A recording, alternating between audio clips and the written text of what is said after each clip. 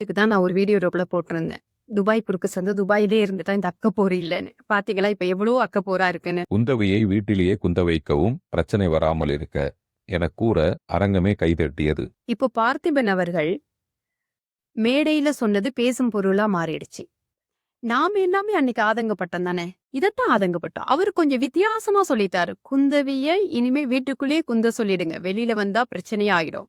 பிரச்சனையா இருக்கு அப்படின்றத அவர் ஏன் சொல்லியிருக்கலாம். மேபி விஜய் அவர்கள் மீது இருக்கக்கூடிய பாசத்துல அக்கறையில கூட அவர் சொல்லியிருக்கலாம். இப்ப பதிவிட்டிருக்க சில வீடியோலாம் பாத்தீங்களா அப்படிதான் இருக்கு. எவ்வளவோ பேர் வந்து கருத்துக்களேலாம் இந்த வலைத்தளங்கள்ல சொன்னாங்க. அப்ப எல்லாம் வராத கோவம் இப்ப நான் சொன்ன இந்த ஒரு வார்த்தையால உங்களுக்கு வந்துருச்சா? அதால நான் மன்னிப்பு கேட்டுட்டேன். மன்னிப்பு கேட்டதுக்கு அப்புறமும் சில விஷயங்கள நெகட்டிவா சில பேர் பேசுறாங்க, பாசிட்டிவா சில பேர் பேசுறாங்க. அந்த பாசிட்டிவா பேசினவங்களுக்காக தான் இந்த வீடியோ அப்படின்னு அவர் தெளிவா சொல்லிட்டாரு. சோ நான் என்ன சொல்றேன் அப்படின்னா, நமக்கும் அன்னைக்கு ஒரு ஆதங்கம் இருந்துச்சு.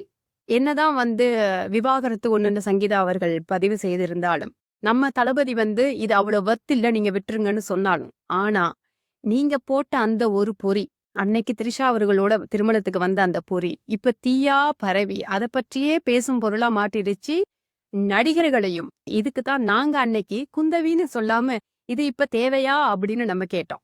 ஏன் அப்படின்னா, இவ்வளவு நாள் நீங்க கஷ்டப்பட்டு வந்த பாதை இருக்குல்ல, அது ரொம்ப கடினமானது. நாமும் அதுக்குள்ளே கடந்து வந்து கொண்டு இருக்கிறோம்.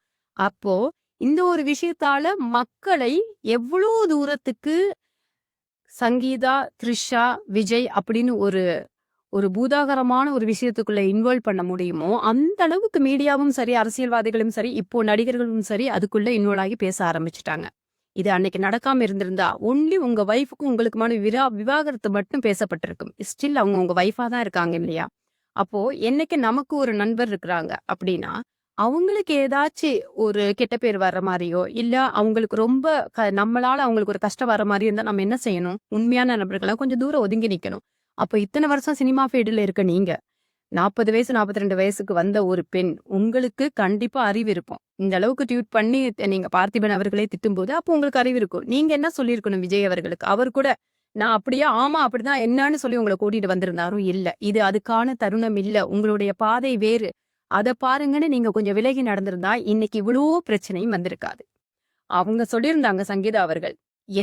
விஜய் சைட்ல இருந்து யாராச்சும் தனக்கு அழுத்தம் தந்தா, கண்டிப்பா நான் எந்த நடிகை என்று சொல்ல வேண்டிய நிலைமை வரும்னு. அத நீங்களே இப்ப அடிக்கடி சொல்லிட்டு போற மாதிரியே வலைத்தளங்களை உருவாக்கி வச்சுட்டீங்க. இன்னொன்னு, திமுக கண்டிப்பா இதை மட்டுமே ஸ்ப்ரெட் பண்ணணும் அப்படின்னு நினைக்கிறது காரணம் என்ன தெரியுமா?